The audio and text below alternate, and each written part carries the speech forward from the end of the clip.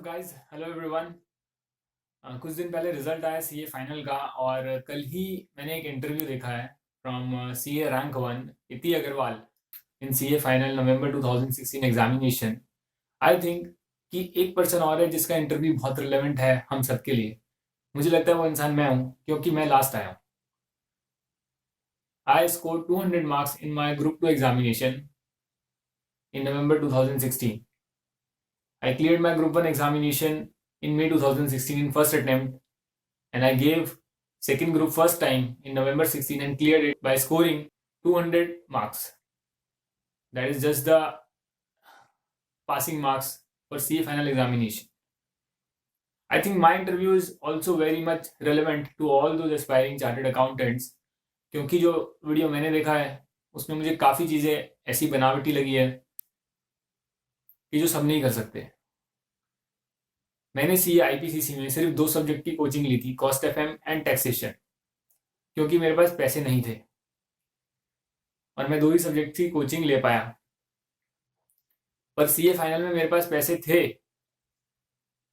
पर क्योंकि मुझे एक स्टेटमेंट बोलना था कि सीए विदाउट कोचिंग हो सकता है, इस स्टेटमेंट को बोलने के लिए मैंने पहले खुद पे अप्लाई किया और सीए फाइनल एग्जामिनेशंस में मैंने 8 के 8 पेपर में एक भी कोचिंग इंस्टीट्यूट ज्वाइन नहीं किया।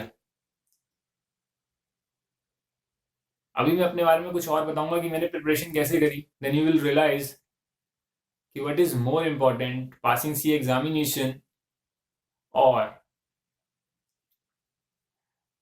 Taking coachings, lots of coachings and just influenced by those coaching के जो इंटरव्यूज आते हैं कि रैंक 1 आ जाएगी, क्योंकि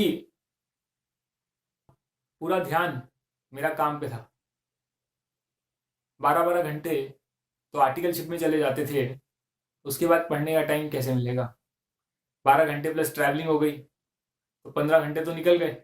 अब बंदा कैसे पढ़ेगा? जो इंटरव्यू आया है कल, उसमें साफ बताया कि 5 महीने जो आपके बचे थे सीए फाइनल एग्जाम की, जो लीव मिली थी आपको 5 मंथ्स की, उससे पहले आपकी 100% कोचिंग्स हो चुकी थी।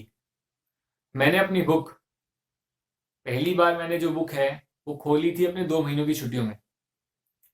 मई 16 में मैंने ग्रुप 1 क्लियर किया था, तब मुझे 2.5 मंथ मिले थे।